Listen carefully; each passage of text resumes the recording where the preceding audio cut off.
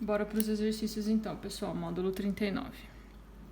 A mudança de estado físico de determinada substância pode ser avaliada em função da variação de temperatura em relação ao tempo, conforme o gráfico a seguir. Considere que a 0 graus Celsius o composto se encontra no estado sólido. No gráfico, encontra-se substância no estado líquido em quais pontos? Bom, ele fala para mim que a 0 graus é sólido, então aqui eu sou sólido. Aqui, lembra quando é patamarzinho, quando é reto, é mudança de estado? Então aqui eu sou sólido mais líquido, porque eu já estou derretendo. Aqui eu sou líquido. E aqui eu vou mudar de estado de novo. Eu sou líquido mais gás. Aqui eu já vou começar a ter vapor. Ele pergunta onde eu tenho líquido. Eu tenho líquido no 2, no 3 e no 4. Então, alternativa C. Tá bom? Bem tranquilo, né? Agora respira que o 2 é um horror. Então vamos lá. Primeiro, lembra que eu falei para vocês que ia começar a aparecer um monte de constante? Pessoal, tem que se organizar para fazer isso aí, tá bom?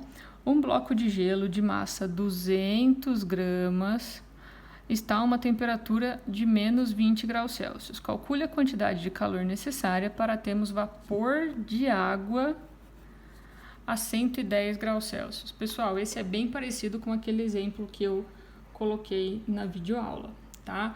A gente vai ter que fazer todas as contas de todos os Qs necessários e depois somar tudo, tá bom? Então vamos lá. Q1, eu vou esquentar o meu gelo. Eu vou levar ele até 0 para eu poder derreter.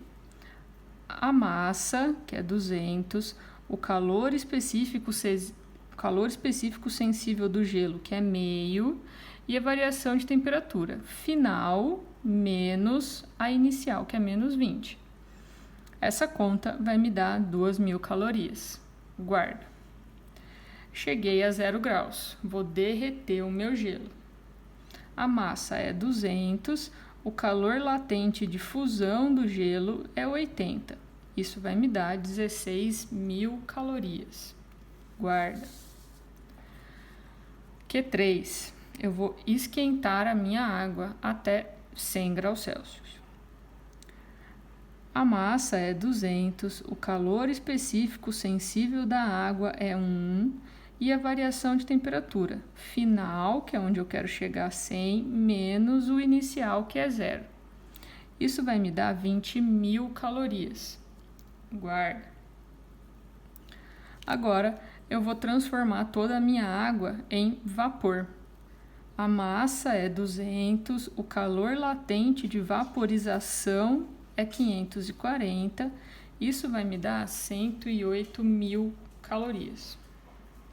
Agora eu tenho vapor, mas eu preciso levar esse vapor até 110 graus. Então a massa é 200, o calor específico sensível do vapor é meio e final menos inicial. Isso vai me dar 1.000 calorias.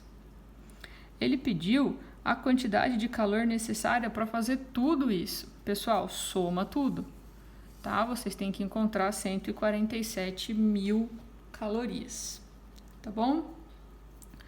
Lembra que eu falei, se fizer tudo separado é um pouquinho mais fácil, tá?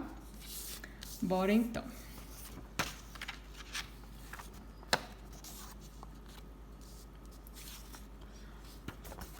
O 3.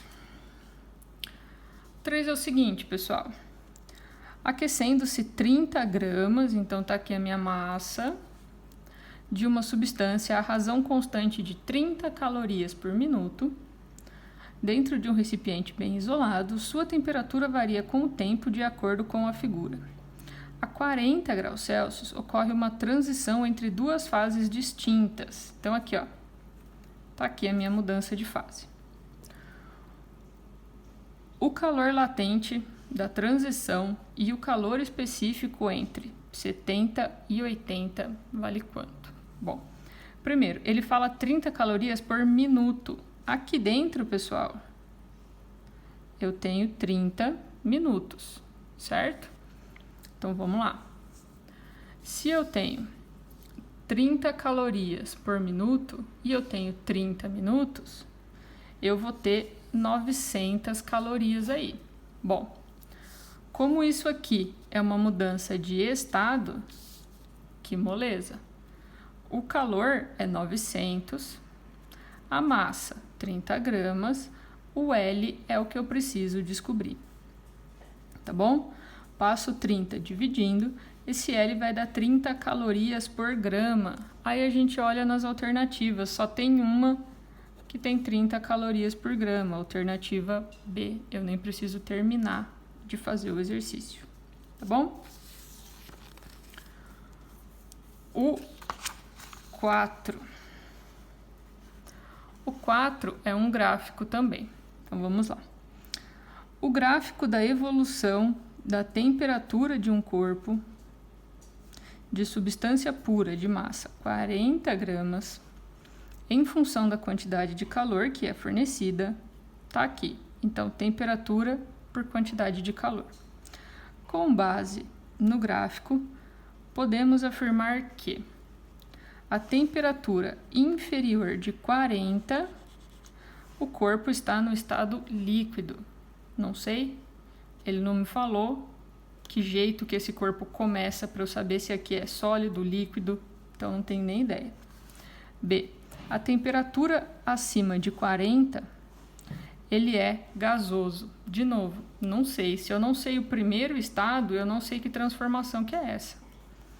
C. No intervalo de 0 a 40 graus Celsius, o corpo sofre mudança de fase. Pessoal, de 0 a 40, trocou temperatura. Trocou temperatura não é mudança de fase, é aquecimento. D. Não há alteração de fase de 0 a 120. Mentira, né? Eu tenho uma mudança de fase aqui nesse pedacinho. A 40 graus Celsius, o corpo sofre mudança de fase. É isso mesmo. Beleza? O 5 e último. Tem um enunciado meio grandinho aí. Então, vamos lá. Recentemente, houve incidentes com meteoritos na Rússia e na Argentina, mas felizmente os danos foram os menores possíveis, pois, em geral, os meteoritos, ao sofrerem atrito com o ar, se incineram e desintegram antes de tocar o solo. Suponha que um meteorito de 20 quilos, formado basicamente por gelo, entra na atmosfera, sofre atrito com o ar e é vaporizado completamente antes de tocar o solo. Considere o calor latente de fusão e de vaporização da água iguais a 300 e a 2.200. Agora, cuidado aqui, ó, quilojoule por quilograma. O calor específico do gelo, meio. E o Czinho da água, 1. Admita que uma caloria é igual a 4,2 joules. Supondo que o bloco de gelo estava a uma temperatura de menos 10 antes de entrar na atmosfera, calcule qual a quantidade de energia fornecida pelo atrito para eu ir de menos 10 a 0 e depois para eu ir de 0 a 20, tá bom? Então, vamos lá. Primeiro, eu quero ir de menos 10 a 0. Eu vou esquentar o meu gelo. Então, a massa é 20 quilos, 20.000 gramas. Aqui eu já coloquei o 4,2 para transformar para joule. Quem não quiser e quiser multiplicar depois, não tem problema nenhum. Meio, que é o Czinho do gelo, e a minha variação de temperatura, final menos inicial. Multiplica essa galera toda, 4,2 vezes 10 a quinta joules, tá bom? Agora para o B. Para o B eu tenho que ir de 0 a 20. Só que, pessoal, eu preciso derreter o gelo no 0 primeiro. Depois eu preciso ir de 0 a 20. Então aqui eu vou ter 2 diferentes. Aqui, ó, dá uma olhada. A massa é 20 quilos. E aqui eu posso deixar em quilos mesmo, porque tá quilojoules por quilograma, tá?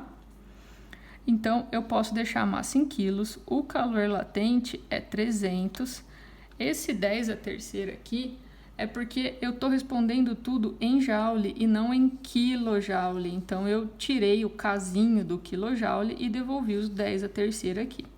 Ficou, multiplica todo mundo, 6 vezes 10 a sexta joules. Guarda. Agora, vamos lá. Eu vou esquentar a minha água. Aqui, como eu estou usando o Czinho em gramas, eu preciso botar a massa em gramas. Então, meu 20 quilos volta a ser 20.000 gramas. De novo, a transformaçãozinha para joule, o Czinho e a variação de temperatura, de 0 para 20 é 20 mesmo. Multiplica tudo isso, vai dar 16,8 vezes 10 a quinta, que eu vou escrever como 1,68 vezes 10 a sexta, porque se não tiver 10 a sexta nos dois, eu não posso somar, né?